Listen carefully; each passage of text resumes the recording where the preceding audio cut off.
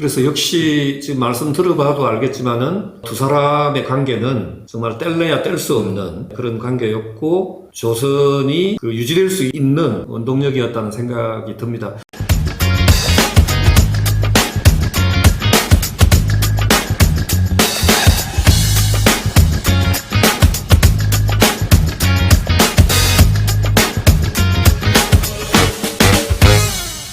이사장님 안녕하세요. 안녕하십니까. 네, 잘 지내셨죠? 네네. 벌써 이제 또 6월도 한창 중순을 넘어섰습니다. 6월 하면은 제가 생각할 때는 이사장님께서 특별히 인상적이고 그런 날이 딱 하나가 있는데 그 6.25지 않습니까?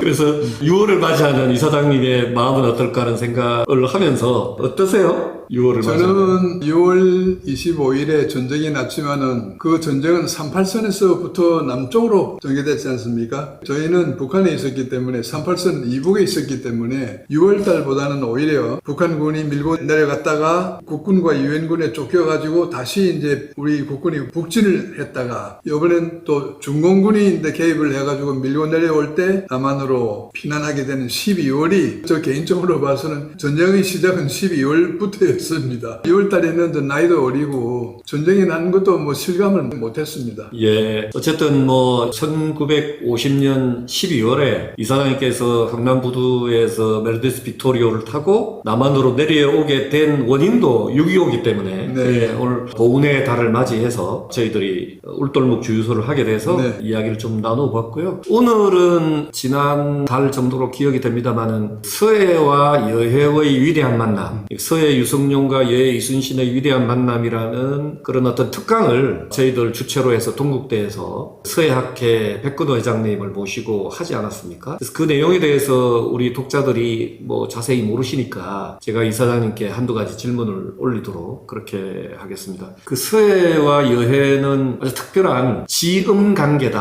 하는 거는 다 아실 텐데 그럼에도 불구하고 그분들이 지음 관계이면서 또 굉장히 실용주의적인 사고를 가진 사람들이다 이런 이야기를 제가 특강에서 듣고 했는데 구체적으로 그 실용성이라는 게 뭘 이야기하는 겁니까? 실용적이라고 하는 것이 조선의 그 성리학은 학문 자체가 본래 사변적인 학문이지 않습니까? 그런데 지금은 전시란 말입니다. 전시에는 지금 어떻게 적을 당장에 막아내고 백성들을 구하느냐 하는 것이 되다 보니까 모든 것이 실용적일 수밖에 없죠. 그리고 두 분 다 무인이긴 하지만은 이 나라를 건지자 하는 그러한 의식에 꽉 매여 있고 급박한 상황이기 때문에 그런 사변적인 걸 얘기한다거나 뭐 논할 여유도 없고 그런 성격도 아니고요. 어쨌든 한 분은 육지에서 또 한 분은 바다에서 중책을 맡고 있었지 않습니까? 두 분이 이제 전시에는 사실 만날 기회가 별로 없었습니다. 왜냐하면은 서해는 조정의 영의정 최고 대신으로서 육지 모든 그 국정 운영에 바빴고 또 이순신은 바다에서 이제 삼도수군 통제사였기 때문에 1대1로 만날 기회는 별로 많이 없었지만은 그러나 간접적인 만남, 가령 이제 서해가 문인 출신이긴 하지만은 그러나 그분은 워낙 신동이라서 무에도 아주 밝았거든요. 그래서 이제 정선 전수방략이라고 하는 군사 서적을 직접 만들어가지고 이순신에게 보내기도 하고 또 이순신은 이순신 나름대로 이제 또 외적의 상황을 잘 보고를 해가지고 어떻게 이걸 대처를 할 것인가. 사실은 많은 장수들이 있었고 많은 대신들이 있었지만은 가장 핵심적인 역할을 한 거는 7년 내내 육지에서는 서해, 바다에서는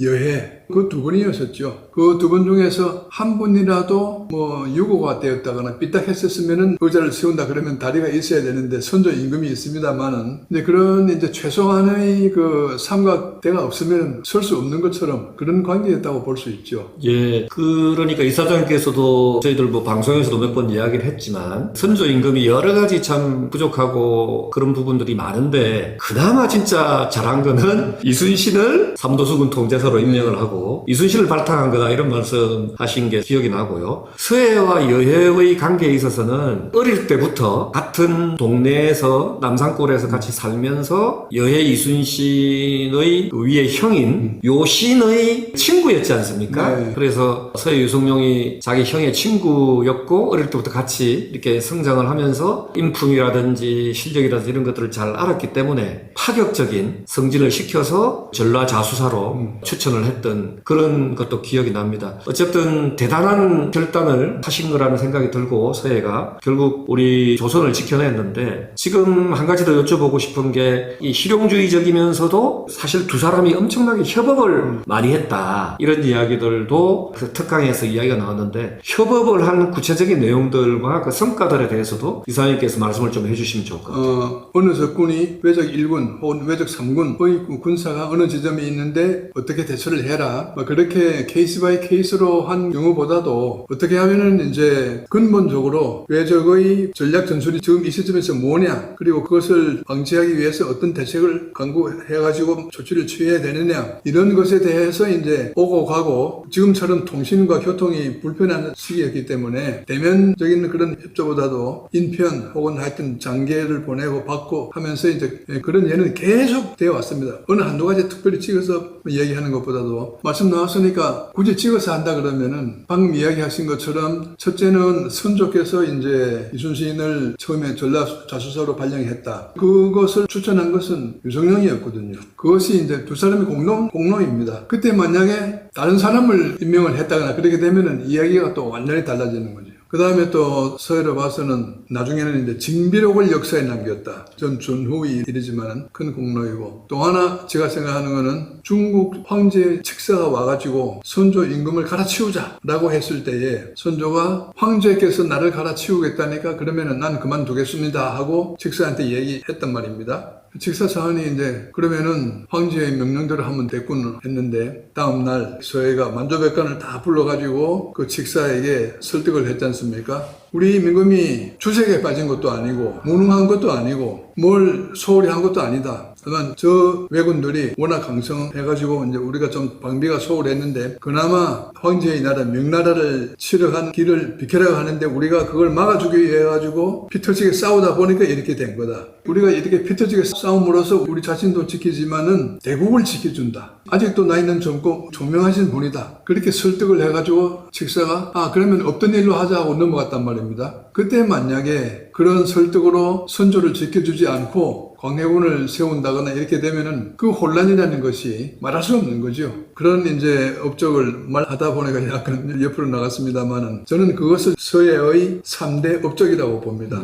그걸 할 수 있었던 것은 서해 자신이 워낙 머리가 총명하고 또 선조의 가정교사를 10년 했습니다. 선조가 나이도 자기보다 10살이 더 위이고 그리고 서해로부터 학문적인 많은 교습을 받았는데 딴 사람이 10마디 하는 것보다 서해가 한마디 하면은 이게 다 대부분 넘어갔거든요. 제일 마지막에는 나중에 명나라에 가서 뭘 주충하라고 했는데 서해가 늙은 어머니가 계셔가지고 못 가겠습니다 하는 바람에 선조가 삐졌지요.